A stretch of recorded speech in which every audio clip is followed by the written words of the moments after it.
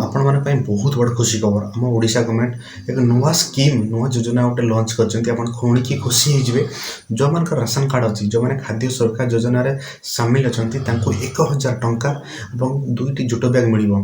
Okay एटा होच official post देखि नियंतु आपण जे देखि नथिबे तो अब सोशल मीडिया अवेलेबल हे जो बट एटा होच ऑफिशियल पोस्टर मो तांकर बिजु जनता दल रो मो व्हाट्सएप ग्रुप रे अछि।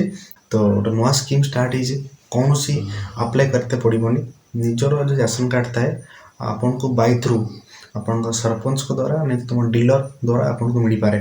ओके सो किमती लगिला एवं गुटे मंथ रे 2 डेज रे आपन दुईटा गुड न्यूज मिलला गुटे कि जो माने भत्ता पाउतले तांको 500 तांकर इंक्रीज हला 500 थिला 1000 सर्वनिम्न भत्ता पाइबे राशन कार्ड हिताधिकारी माने तांको 1000 टंका मिलिबो।